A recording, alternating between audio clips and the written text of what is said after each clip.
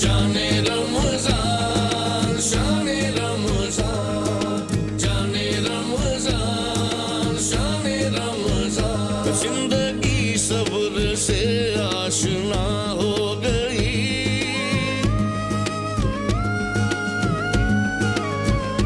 شان رمضان دہر میں آیا ہو گئی جو نظر میں نہیں تھا۔ السلام علیکم ورحمۃ اللہ وبرکاتہ۔ خواتین و حضرات، آپ سب کو ہمارے سحری کے دسترخوان پر خوش آمدید۔ علماء کرام ہمارے ساتھ ہیں اور وقت ضائع کیے بغیر میں فوراً ہی سب سے پہلے مفتی سہیل رضا امجدی صاحب سے یہ سوال کروں گا کہ حضرت قرآن و سنت میں عورتوں کی وراثت میں واضح احکامات ملتے ہیں، کیا ہمارے معاشرے میں ان پر عمل ہوتا ہے؟ بسم اللہ الرحمن الرحیم۔ اللہم صلی علی سیدنا و مولانا محمد وعلی آلہ وصحبہ وبارک وسلم۔ اختصار کے ساتھ بغیر کسی تمہید کے پہلی بات یہ عرض کروں گا کہ قرآن کریم میں آیا عورتوں کے وراثت کے احکامات ہیں؟ بالکل ہیں، بالکل ہیں۔ اگر وہ بیٹی ہے تو اللہ رب العالمین نے اس کا بھی حق مقرر فرمایا ہے کہ للذکر مثل حظ الانثیین، کہ جتنا مردوں کا یعنی بھائیوں کا حصہ ہوتا ہے اس کا نصف اللہ رب العالمین نے ان کا بھی حصہ رکھا ہے۔ اسی طریقے سے اگر اللہ رب العالمین نے اسے کسی کی بیوی بنایا تو اس میں بھی اس کا حصہ ہوا کرتا ہے کہ اگر اولاد نہیں ہے تو چوتھائی حصہ ہے، اور اولاد ہے تو 8واں حصہ اللہ رب العالمین نے اس کا بیان فرمایا ہے۔ تو ہر اعتبار سے اللہ رب العالمین نے اس کا حصہ رکھا، اور پھر یہ بھی فرمایا کہ للرجال نصیب مما اکتسبوا وللنساء نصیب مما اکتسبنا، مردوں کے لیے ان کی کمائی میں حصہ ہے، عورتوں کے لیے ان کی کمائی میں حصہ ہے۔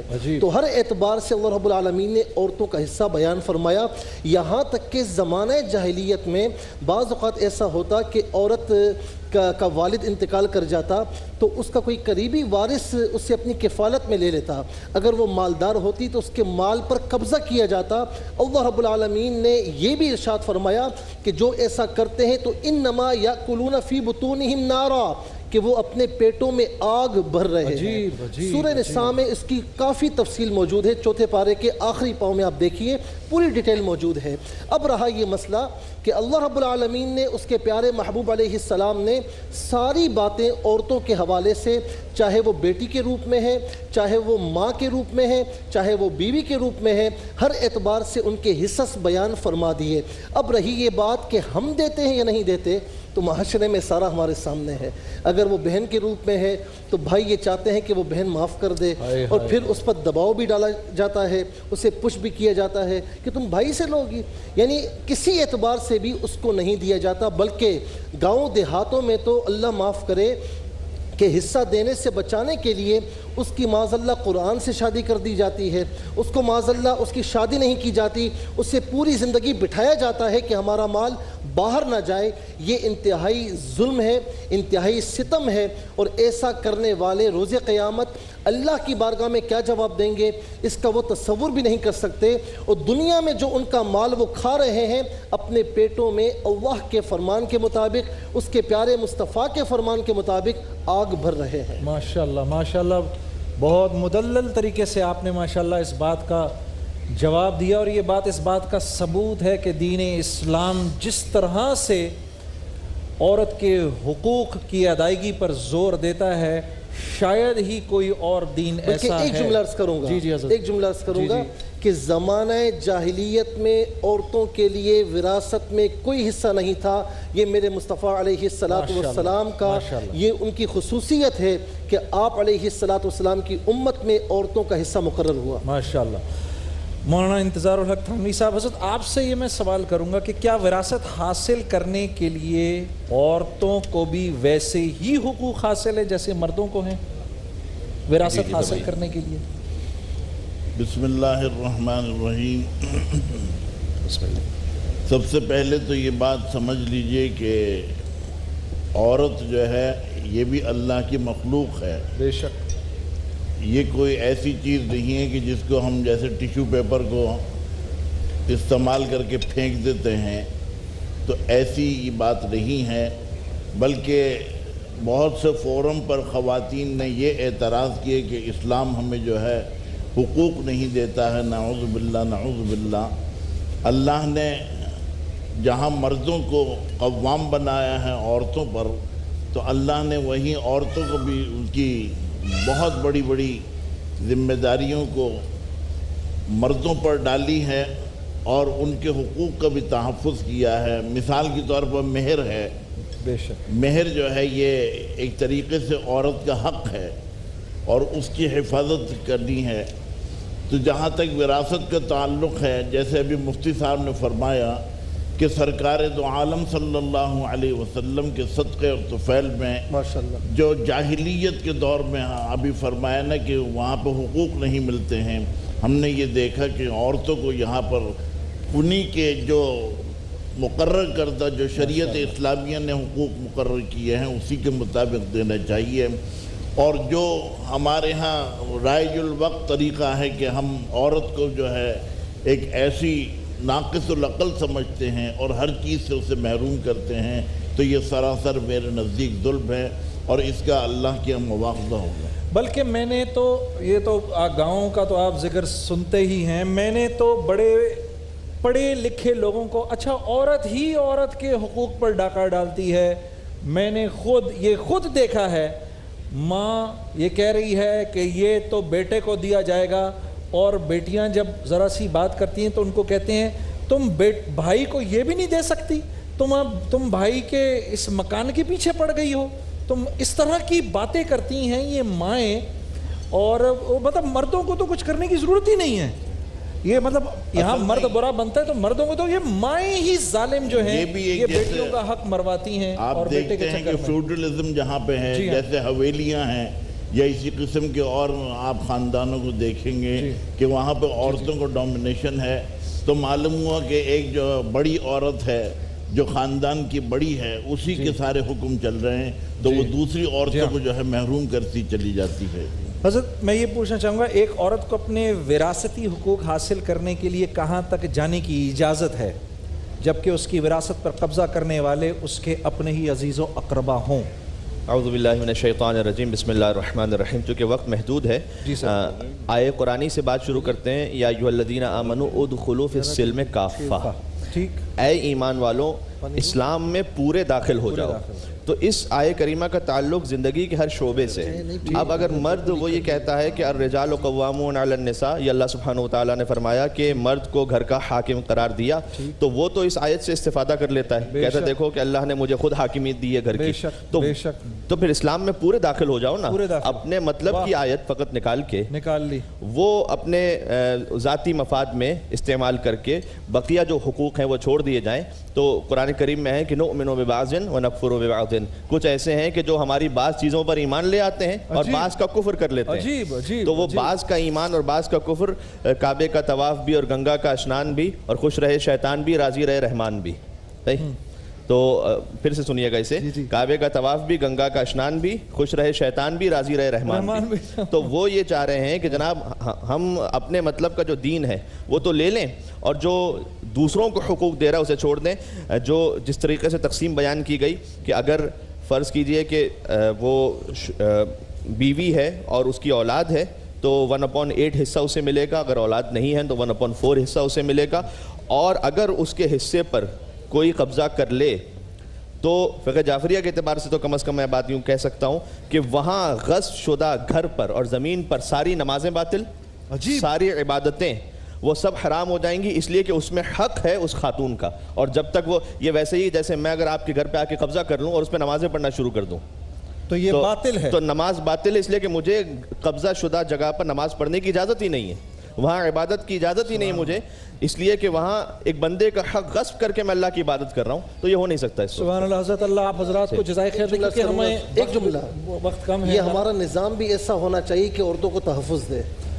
جی ہاں بالکل، اور بلکہ اس پلیٹ فارم سے یہ بات کرنا جو ہے میں سمجھتا ہوں بہت ہی ضروری ہے، کیونکہ لوگوں کے دلوں کے اندر دین اسلام کے بارے میں یہ ایک انتہائی غلط بات جو ہے وہ پھیلائی جا رہی ہے کہ اسلام عورتوں کے حقوق غصب کرتا ہے۔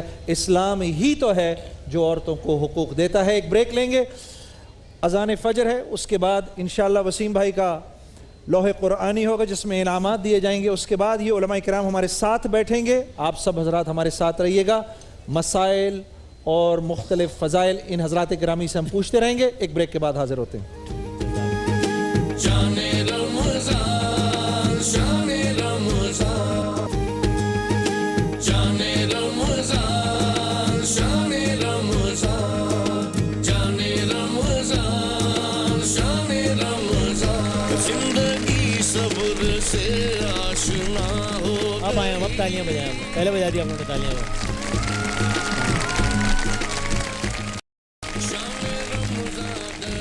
اچھا جی تو اس سیگمنٹ میں ذرا ہم آپ لوگوں کی خدمت میں حاضر ہوتے ہیں تاکہ ذرا ڈائریکٹ ذرا قریب سے ذرا گپ شپ ہو جائے آپ لوگوں سے. اور آپ سب لوگوں کا بہت بہت شکریہ. آپ لوگ اتنے زبردست طریقے سے یہاں پر موجود ہوتے ہیں. یہ سیگمنٹ ہوگا پھر علماء کرام بھی یہاں پر ہیں تو ذرا وہ بھی کیا کروں ایک اچھا مائک میرے ہاتھ میں رہے گا بھائی. یہ اصول ہے مائک صرف میرے ہاتھ میں رہے گا. مائک تو مجھے پکڑنا. کیا کہہ رہی ہیں آپ؟ شعر سناؤں گی آپ کو. شعر سنائیں. بیٹھ کے سنا دیں. اچھا کھڑے ہو کے سنا دیں. نہیں مذاق. پھول تو بہت ہے گلاب جیسا کوئی نہیں, ہوش تو بہت ہے آپ جیسا کوئی نہیں. یار میری تعریف اچھی نہیں لگتی آپ لوگوں کو؟ شعر پہ تو سب واہ واہ کہتے ہیں واہ واہ واہ واہ. کیا بھائی تم مت کہو, تم سے نہیں کہہ رہا یار. میری تعریف پہ کبھی آج سے پہلے تو واہ واہ نہیں کہا تم نے. بلو اسٹار کے کچھ گفٹ ہیمپرز ہیں. پہلے ہم ذرا یہ دے دیں تو سوالات تو ہوتے رہیں گے. بلو اسٹار کے کچھ گفٹ ہیمپرز ہیں اور یہ ہے اے بی جی جینس کے, ایس بی جی جینس کے. اچھا پیچھے والے جو ہمارے بھائی ہیں بھائی وہ پیچھے والی آنٹی کو دینا ہے آپ نے. وہ جو پیچھے والی آنٹی ہے نا ان کو آپ نے دینا ہے ایس بی جی. یہ آپ ان کو دیجیے ذرا پیچھے دیجیے ٹھیک ہے. اچھا تشریف رکھے جی بیٹا تھوڑا سا. اچھا جی یہ ذرا مجھے بتائیں شعر سب کو شعر سنانا ہے. اچھا میں جی شعر. آئینہ کیوں نہ دوں, آئینہ کیوں نہ دوں کہ تماشا کہیں جسے. اچھا ایسا کہاں سے لاؤں کہ تسا کہیں جسے. کیا بات ہے بھائی زبردست. ایس بی جی جینس دیں بھائی. اچھا بھائی سوال ہو جائے ذرا ان کو تو دیں گولڈن سن کو. یہ آپ مجھے بتا سکتے ہیں ولادیمیر پیوٹن. اچھا سوال تو سنیں بھائی بچے کو دے ذرا گولڈن سن کا گفٹ ہے بچے کو. اچھا ولادیمیر پیوٹن جو ہے وہ کس ملک کا صدر ہے؟ پیوٹن کس ملک کے صدر ہیں یہ بتائیں. کیوں موبائل پہلے بتائیں ہیں. ساؤتھ افریقہ کا نہیں ہے بھائی. ولادیمیر پیوٹن اس ملک کا صدر ہے نہیں. اچھا ہاں ناز سنانی ہے اس نے کب سے. نور آیا ہے نور لے کے آیا ہے سارے کو دیکھو کیسا غصہ ہے. الصلاۃ ٹھیک ہے. ٹی وی دیکھ رہی اپنے آپ کو. کیوں موبائل دیجیے. زبردست کیا بات ہے جی. بڑی اچھی نعت پڑھی. سب سبحان اللہ کہتے ہیں ایک دفعہ. گولڈن سن کا گفٹ ہیمپر اور کیوں موبائل ان کی امی کو دیں, بچوں کو نہیں دینا کیوں موبائل. بھائی ولادیمیر پیوٹن کس ملک کا صدر ہے تو بتائیں کوئی مجھے. لاہور کا. کیا ہو گیا بھائی لاہور کا صدر جنید جمشید صاحب آپ کو مبارک ہو. ولادیمیر پیوٹن لاہور کے صدر ہیں. یہ ابھی انکشاف ہوا ہے مولانا صاحب. ان کو تو فوراً ایک گفٹ دو. ہاں فوراً. شہباز شریف صاحب نے یہ سنتے ہی ان کو معطل کر دیا ہے. ہاں بھائی کس ملک کے صدر ہیں؟ نیوزی لینڈ کے نہیں ہے بھائی. ولادیمیر پیوٹن کس ملک کے صدر ہیں؟ ہاں بتاؤ. ہاں لو بتاؤ. برطانیہ کے نہیں ہے بھائی. گولڈن سن کا گفٹ نمبر ہے. کون ہے یہ آدمی ولادیمیر پیوٹن؟ اب تو مجھے بھی شک ہونے لگا ہے. نہیں مولانا صاحب آپ جو ہے وہ آپ نے دوسرے سوالات کے جواب لے لیں. یہ بیٹھے ہوئے علماء کرام دیکھ رہے ہیں آپ لوگ. ولادیمیر پیوٹن جو ہے یہ کس ملک کا صدر ہے؟ کہاں کا؟ ارے یار کیا ہو گیا. افغانستان. خدا کو مانا یار. ملیشیا کا بھی نہیں. ولادیمیر پیوٹن امریکہ کا بھی نہیں ہے. تو براک اوباما جو ہے وہ کیا نازم آباد کا صدر ہے پھر؟ اگر ولادیمیر پیوٹن جو ہے وہ امریکہ کا ہے تو چھوڑیں یار. بھائی سندھ کا اس وقت کیپٹل کون سا ہے؟ سندھ کا کیپٹل سٹی کون سا ہے؟ کراچی ہے نا. کراچی سے پہلے کون سا شہر جو ہے وہ سندھ کا دارالخلافہ تھا؟ یہ سنیں آپ تاریخی جواب سنیں. اسلام آباد. کیا ہو گیا؟ کراچی سے پہلے سندھ کا دارالخلافہ اسلام آباد. طبیعت میری خوش ہو جاتی ہے آپ لوگ ہیں. بھائی آنٹی کو اے بی جی جینس کا گفٹ ہیمپر دیں. اچھا فیصلہ آباد نہیں. ارے سندھ کا بھائی. ہاں حیدرآباد. سندھ کا دارالخلافہ کراچی سے پہلے تھا حیدرآباد. یہ آپ لے دیں. اچھا یہ ان کو بھی دے دیں. یہ آپ بھی رکھیں. اچھا یہ بتائیں یوم پاکستان کس تاریخ کو منایا تھا؟ 23 مارچ کو. اور یوم آزادی کس تاریخ کو منایا جاتا ہے؟ اور یوم دفاع کس تاریخ کو منایا جاتا ہے؟ نہیں وہی جواب دو گے تو مائک دوں گا, انعام بھی دوں گا, لیکن 5 مارچ کیا سوچ کے کہا تھا؟ کسی نے بہکا دیا تھا آپ کو. یوم دفاع کب منایا جاتا ہے؟ یوم فضائیہ کب منایا جاتا ہے؟ یوم فضائیہ کب منایا جاتا ہے؟ کیسے ہیں آپ؟ خیریت سے انکل بھائی؟ مجھے کیوں موبائل دیجیے, یہ زارا سافٹ کا ہے, اور یہ کیوں موبائل انکل کی خدمت میں پیش کیجیے گا. ہمارے یہاں جو بزرگ آتے ہیں ان کا میں بہت ممنون و مشکور ہوں کہ آپ لوگ یہاں تشریف لاتے ہیں, ہماری حوصلہ افزائی کرتے ہیں. بزرگوں کے لیے بہت ساری تالیاں ہونی چاہیے. ایک دفعہ شعر تو سنا دیں, لیکن یوم فضائیہ کس تاریخ کو ہوتا ہے تو بتا دیں. یوم فضائیہ نہیں بتائیں گے؟ اچھا وہ نہیں, وہ چھوڑو. کس نے بتایا؟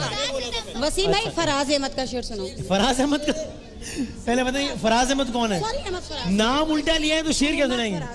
فراز احمد کا شعر سنیں.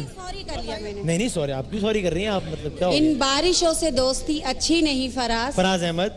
ان بارشوں سے دوستی اچھی نہیں فراز, کچا تیرا مکان ہے کچھ تو خیال کر. شعر ختم ہو گئے مارکیٹ میں. یہ 8ویں دفعہ ایک ہی شعر سنا ہے میں نے تو فرسٹ ٹائم سنا ہے. آپ تو آئی فرسٹ ٹائم ہے تو فرسٹ ٹائم سناؤں گی نا. میں نے تو 8th ٹائم سنا ہے. آپ تو یہ تو میرا مسئلہ ہے نا, آپ کا مسئلہ نہیں ہے. یہ ان کا مسئلہ تو نہیں ہے. زارا صاحب کا گفٹ ہیمپر دیں. یوم دفاع منایا جاتا ہے 6 ستمبر کو, یوم فضائیہ منایا جاتا ہے 7 ستمبر کو. زارا صاحب کا گفٹ ہیمپر یہ اس نے بھی بولا بھائی, اس نے یہ ان کو دیتے ہیں. میں آپ کو دیتا ہوں, یہ بھائی مجھے ذرا کچھ اور دیں. زارا سافٹ کے گفٹ ہیمپر یہ انکل آپ کے لیے.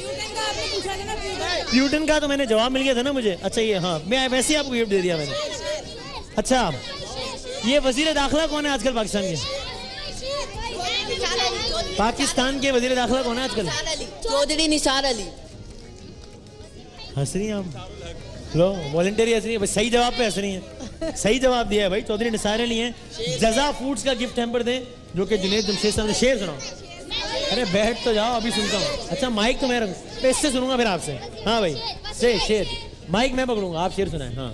لوگ لوگوں سے ملتے ہیں پھولوں کا ہار بن کر, ہم اپنے خدا سے ملیں گے حافظ قرآن بن کر. انعام دے بھائی, موبائل دے. اچھا سندھ اسمبلی کا اسپیکر کون ہے؟ سندھ اسمبلی کا اسپیکر شعر ہے.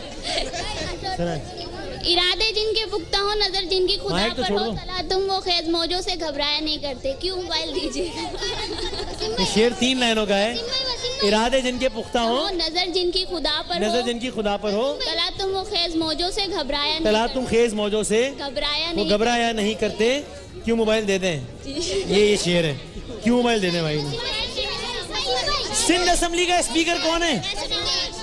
سندھ اسمبلی کا اسپیکر آپ ہیں. شعر سناؤں. اچھا سندھ اسمبلی کا اسپیکر وہ دیکھیں, اس کو دکھاؤ بھائی. قوم ضروری کام سے سو رہی ہے, کوئی ڈسٹرب نہ کرے. یہ دیکھیں, یہ قوم بھی اتنی ضروری کام سے سو رہی ہے جتنے ضروری کام سے بچے سو رہے ہیں. جی بھائی کو کلمہ سناؤں گی. تو سو گئی ہے تو اب کیا کریں. ہاں سو گئی, سو گئی بچی, سو گئی. جزا گفٹ ہیمپرز کا, ہاں ٹھیک ہے. کرشی جامع شیری کا گفٹ ہیمپر ہے میرے بچے تمہارے لیے. جزا کا گفٹ ہیمپر ہے آپ کے لیے, اور یہ ہے آپ کے لیے. جانے سے پہلے مجھے بتا دیں کہ سندھ اسمبلی کا اسپیکر کون ہے, کو بتائے گا. اچھا بھائی نہیں ٹھیک ہے. جنید جمشید صاحب. میرے حضرت حاضر. علماء کرام کے ساتھ آپ موجود ہیں. اللہ آپ کو خوش رکھے. آپ بسم اللہ کیجئے. ٹھیک ٹھیک ٹھیک ٹھیک. اللہ آپ حضرات کو جزائے خیر دے. میرے بھائی اور میری بہنوں, علماء کرام ہمارے ساتھ موجود ہیں. مفتی سہیل رضا امجدی صاحب, علامہ کمیل مہدوی صاحب, یہ دونوں حضرات ہمارے ساتھ ہیں. آپ لوگوں کے سوال و جواب ہیں, اور یہ بڑے فقہی سوال و جواب ہیں جن کے جو ہمیں آپ لوگوں کی میل کے ذریعے ملتے ہیں. تو ہم نے ان علماء کرام کو فجر کی نماز کے بعد روک لیا. آپ کے سامنے ان سوالوں کو رکھتے ہیں اور ان کے جوابات ان حضرات گرامی سے لیتے ہیں. جی سنائیے. جی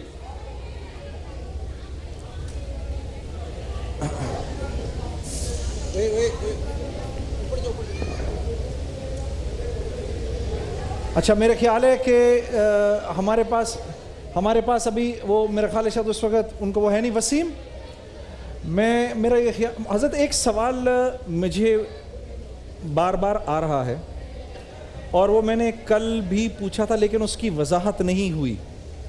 تو میں چاہ رہا ہوں کہ آپ حضرات اس کی وضاحت کر دیں.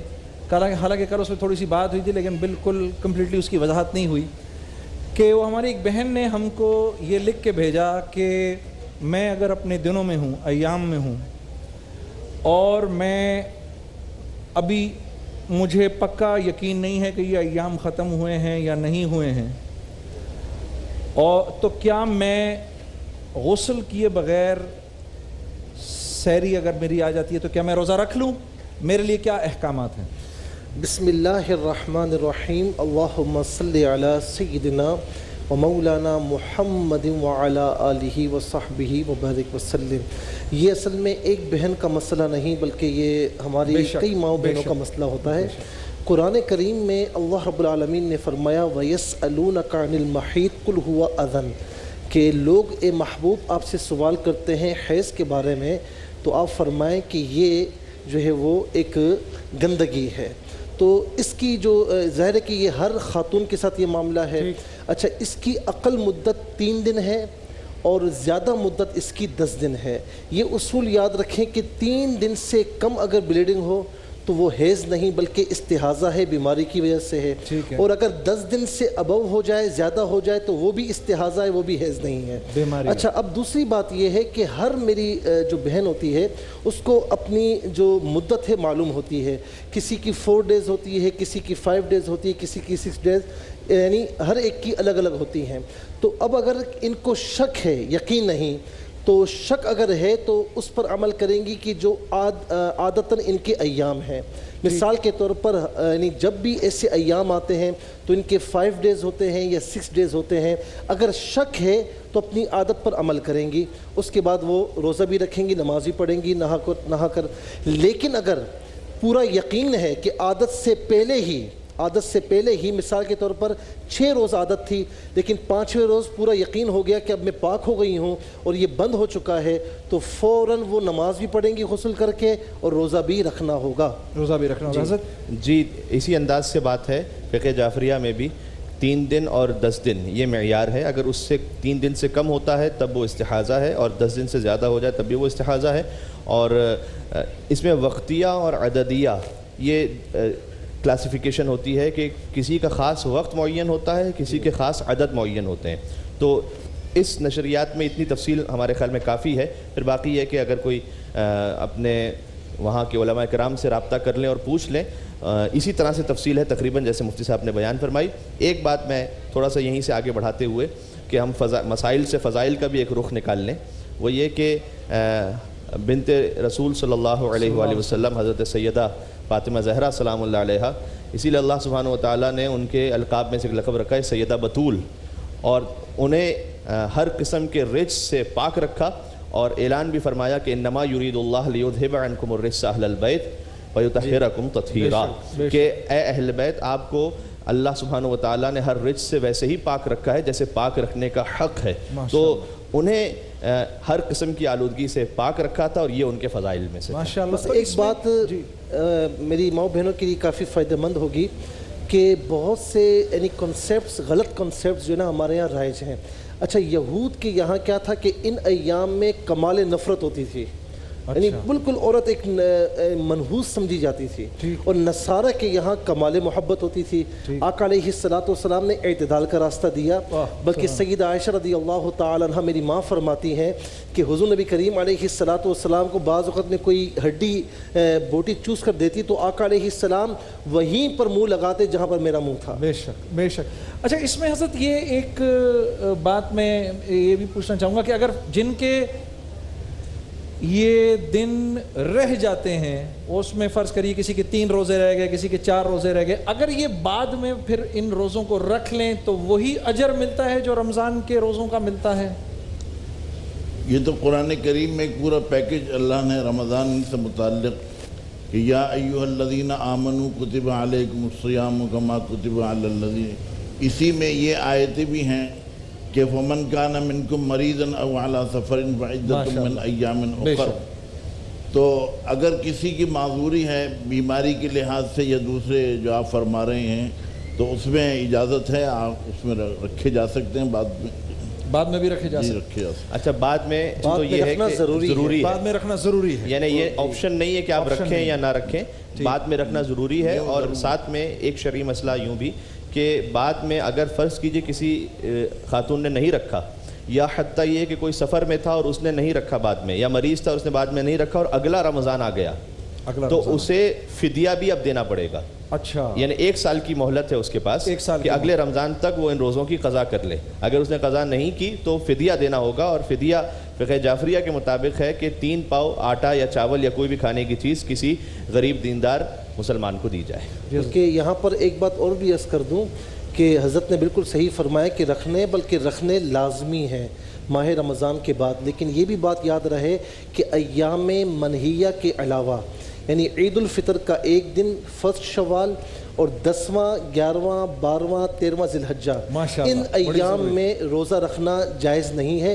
ان کے علاوہ وہ جتنے بھی قضا ہوں گے 5 6 7 وہ رکھنے لازمی ہیں. اچھا، عید کے علاوہ بعض مرتبہ بعض احباب سوال کرتے ہیں جناب ہم سفر میں ہیں تو لیکن جی چاہ رہا ہے روزہ رکھ لیں، کیونکہ سفر بڑا آسان ہے، یہاں سے فلائٹ لے کے دبئی چلے گئے تو فلائٹ میں ہی تھے، کوئی تکلیف تو نہیں ہوئی ہمیں، تو یہ ایک تو پرانے زمانے کی بات ہوگی کہ سفر مشکل ہوگا تو روزہ قصر ہو جائے، تو آج ہم روزہ رکھ لیں. تو جی نہیں، اس کی اجازت نہیں ہے کہ آپ اس انداز سے قیاس فرما لیں، چونکہ قرآن کریم میں واضح طور پر حکم موجود ہے. بلکہ حدیث یہ ہے کہ الصائم فی السفر کالمفطر فی الحضر، کہ سفر میں روزہ رکھنے والا ویسا ہی ہے کہ جیسے حضر اور وطن میں روزہ کھا جانے والا ہو. تو جو اللہ سبحانہ وتعالیٰ نے شریعت رکھی ہے اسی اعتبار سے ہمیں اس پر عمل کرنا ہے. یہاں پر اپنی عقل کو اڑا کر اس کی گنجائش نہیں ہے. بلکہ مجھے ایک واقعہ یاد آیا، حضرت حاجی امداد اللہ مہاجر مکی رحمۃ اللہ علیہ، ان سے بیعت تھے حضرت تھانوی رحمۃ اللہ علیہ. تو ایک دفعہ اپنے شیخ سے ملنے کے لیے تشریف لے گئے، رمضان کا مہینہ تھا، تو حاجی امداد اللہ مہاجر مکی رحمۃ اللہ علیہ نے فرمایا کہ بھائی کچھ مشروب لے کر آؤ، اشرف علی آئے ہیں ہم سے ملنے کے لیے. تو انہوں نے فرمایا کہ نہیں میرا روزہ ہے، رمضان کا مہینہ تھا چونکہ. تو حاجی صاحب ناراض ہوئے، فرمایا کہ جب خود ہی قانون پہ عمل نہیں کرتے تو دوسروں کیا بتاتے. عجیب عجیب عجیب عجیب، مطلب یہ کیسا آسان ہے دین اپنا. تھوڑی سی تفصیل ہے اس میں، کیونکہ اللہ رب العالمین نے یہ بھی فرمایا نا کہ فمن کان منکم مریضا او علی سفر. اچھا، مریض سے مراد یہ نہیں کہ پیٹ میں درد ہے، سر میں درد ہے، روزہ نہ رکھو. مریض شرعی ہو، ایماندار ڈاکٹر کہے کہ آپ نے اگر روزہ رکھا، کیونکہ انتہا تو یہ ہے نا کہ سومو تصحو، روزہ رکھو صحت ہوگی، لیکن بہرحال عوام الناس کے لیے ہے کہ ایماندار ڈاکٹر کہے کہ نہیں جی اگر آپ نے روزہ رکھا تو آپ کی صحت کو خطرات لاحق ہیں. یا پھر مسافر شرعی ہو، 57.5 میل کی مدت ہے، تو اس میں آخر میں یہ بھی فرمایا کہ وَأَن تَصُومُوا خَيْرٌ لَكُمْ إِن كُنتُمْ تَعْلَمُونَ، اگر تم روزہ رکھ لو تو تمہارے لیے زیادہ بہتر ہے. اب اس میں ائمہ فقہ نے یہ فرمایا کہ اگر سفر سخت ہے تو روزہ نہ رکھے، ظاہر ہے کہ وہ پھر اسے پورا نہیں کر پائے گا. اگر سفر بالکل آسان ہے تو بہرحال وہ روزہ رکھ سکتا ہے، اسے اختیار ہے، یہ آپشن ہے اس کے لیے کہ اگر آسان ہے تو رکھ لے، اور اگر آسان ہے تب بھی نہ رکھے تو کوئی حرج نہیں ہے. تب بھی کوئی حرج نہیں. حضرت ایک سوال اور مجھ سے یہاں کچھ ساتھیوں نے پوچھا کہ عصر کی نماز جو ہے وہ اگر مکروہ وقت میں داخل ہو جائے کہ مغرب کے سورج بالکل غروب ہو رہا ہے اور آدھا سورج نیچے جا چکا ہے اور مجھے یاد آیا کہ میں نے عصر نہیں پڑھی، تو میرے لیے کیا حکم ہے؟ میں اس وقت عصر پڑھوں یا اب مغرب ہونے دوں اس کے بعد پڑھوں؟ اصل میں اس دنیا کے نقشے پر کچھ قومیں اور ملتیں ایسی بھی گزری ہیں کہ جو سورج کی پرستش کرتی تھی، اور وہ 3 اوقات شریعت اسلامیہ نے منع کیے ہیں کہ اس میں سجدہ جائز نہیں ہے. تو ایسی صورت میں کہ جب سورج آدھا چھپ رہا ہو اور آدھا ظاہر ہو رہا ہو تو یہ اسی کے مصداق ہے کہ بس اب ان قوموں کی شکل ہم اختیار نہ کر لیں کہ جن قوموں نے جو ہے سورج کو اپنا معبود بنایا تھا اور اس کی پرستش کرتے تھے، تو اس میں احتیاط کرنی چاہیے. جب غروب ہو جائے تو مغرب کے ساتھ ملا کے پڑھ لیں. مغرب کے ساتھ ملا کے پڑھیں.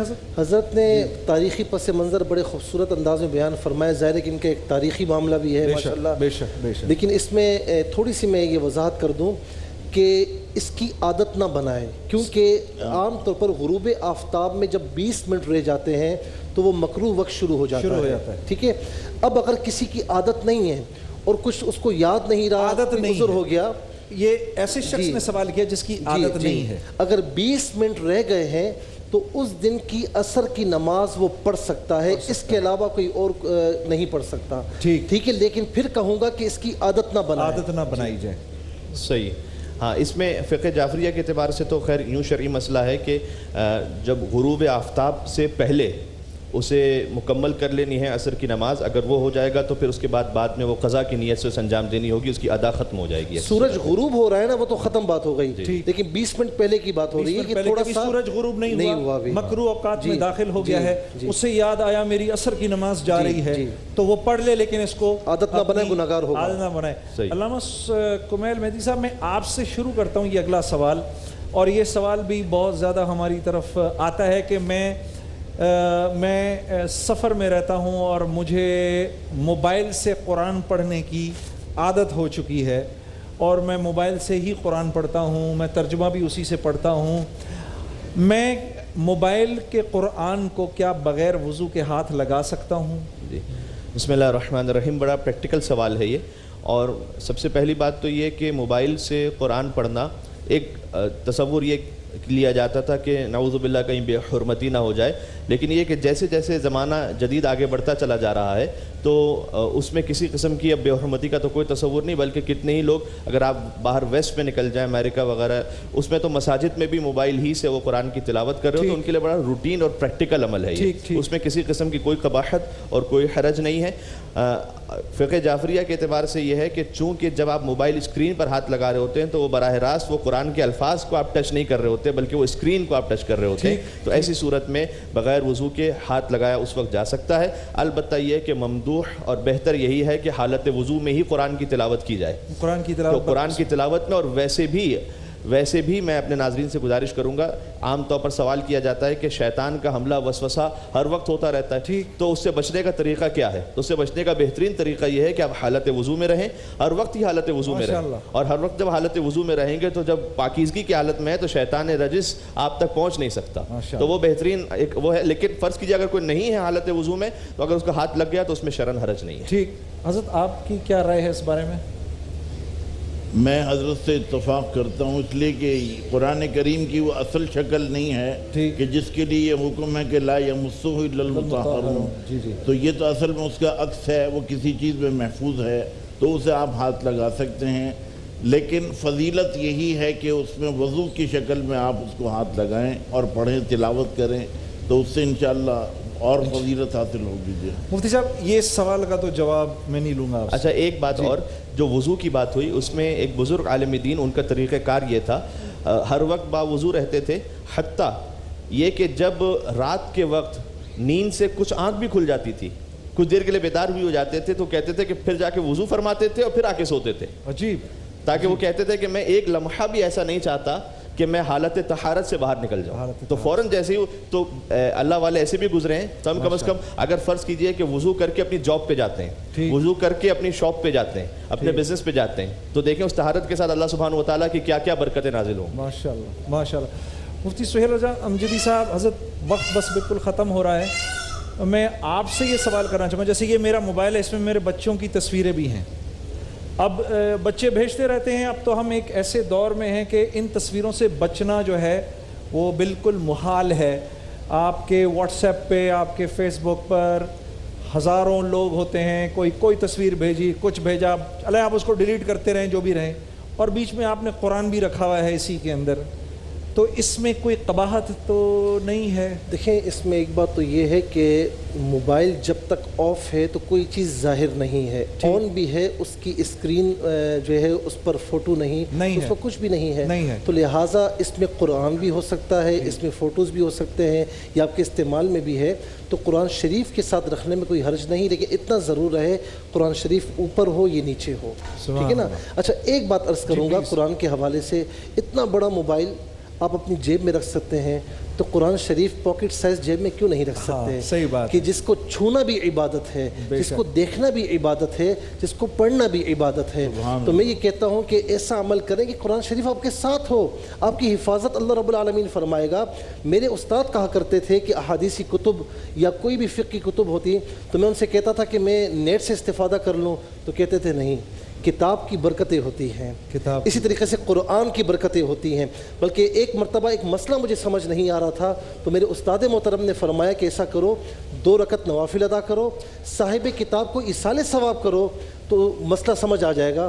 اور یقیناً ایسا ہی ہوا، میں نے ایسا کیا، اللہ رب العالمین نے وہ مسئلہ سمجھا دیا مجھے۔ عجیب عجیب عجیب عجیب۔ ویسے ہی قرآن کریم رمضان المبارک میں ایک آیت پورے قرآن کو پڑھنے کا ثواب رکھتی ہے۔ تو جہاں اب دیکھیے انسان دنیاوی معاملات میں کتنا سینسٹیو ہوتا ہے، وہ دیکھتا ہے کہ مجھے کون سا بینک کتنا ریشو دے رہا ہے پروفٹ کا، مجھے کس زمین میں کیا ہو رہا ہے، مجھے اپنے بزنس میں ایک ایک پوائنٹ کا حساب رکھتا ہے۔ اور جہاں اللہ سبحانہ و تعالیٰ نے اتنے خزانے کھولے ہوئے ہیں وہاں وہ لاپرواہ ہو جاتا ہے۔ اور وہ یہ اچھا شیطان بڑا بہکاتا ہے، کس سینس میں بہکاتا ہے ایک مسلمان کو کہ یہ تمہارا کوئی آخری رمضان تھوڑی ہے، عجیب، یہ تو پھر آ جائے گا رمضان۔ وہ تصور جو لے کے آ جاتا ہے نا، جبکہ اسے یہ یاد رکھنا چاہیے آخری جملہ کہ ایک شخص نے امام صادق علیہ السلام سے پوچھا کہ کچھ لوگ جب مرتے ہیں نا تو ان کی آنکھیں کھلی ہوتی ہیں، کچھ لوگ جب مرتے ہیں ان کی آنکھیں بند ہوتی ہیں، تو یہ فرق کیوں ہوتا ہے؟ تو انہوں نے جواب دیا کہ جن کی آنکھیں بند تھیں ملک الموت اتنا اچانک آیا کہ اسے کھولنے کا موقع نہ مل سکا، اور جس کی آنکھ کھلی تھی اس کے پاس ملک الموت اتنا اچانک آیا کہ اسے بند کرنے کا موقع نہ مل سکا۔ تو یہ اتنا سڈن معاملہ ہوتا ہے موت کا کہ ہر ایک کو یہ سمجھنا چاہیے کہ میری زندگی کا آخری رمضان ہو سکتا ہے، بات کا کچھ نہیں پتا کہ کب توفیق نصیب ہو جانا۔ ایک جملہ عرض کروں گا کہ جب سفر پر جاتے ہیں تمام ویورز کے لیے، آپ یہ ڈاکومنٹس لے لیں، یہ لے لیں، وہ لے لیں، ایک پاکٹ سائز قرآن شریف اپنے ساتھ لے لیا کریں، اس کی برکتیں کتنی ہوں گی آپ تصور نہیں کر سکتے۔ ماشاءاللہ۔ میرے عزیز دوستو، ہمارے علماء کرام نے ہمیں تصویر کے دونوں رخ دکھائے۔ بھائی کوئی حرج نہیں، اس میں کیری کریں اپنا قرآن، اس کو پڑھیں۔ میرے بے شمار دوست ہیں جو یہ کرتے ہیں، میں بھی اسی طرح کرتا ہوں، اس میں قرآن ہے، پڑھ لیتا ہوں، سفر میں نہیں ہوتا۔ یہ ٹھیک ہے، گنجائش موجود ہے، لیکن اس سے اولا بات یہ ہے کہ اپنے ساتھ رکھا جائے، اس کو لے کے جایا جائے، تاکہ یہ اللہ کا کلام ہے، اس کی اپنی برکتیں بھی ہیں۔ اور جیسے ہمارے علامہ مہدی صاحب نے کہا کہ وضو کی حالت میں رہو، ایک شخص آیا، یا رسول اللہ میں چاہتا ہوں میرا رزق بڑھ جائے، آپ نے فرمایا با وضو رہو، اللہ تمہارا رزق بڑھا دے گا۔ اللہ رب العزت ہمارے علماء کرام کی زندگی میں بہت برکت دے انشاءاللہ۔ افطار کی ٹرانسمیشن تک کے لیے آپ سے اجازت دیتے ہیں، میرا پورا کرو بھی تھک چکا ہے، میں بھی تھک چکا ہوں، یہ بھی تھک چکے ہیں۔ صبح تک کے لیے اجازت، السلام علیکم ورحمۃ اللہ وبرکاتہ۔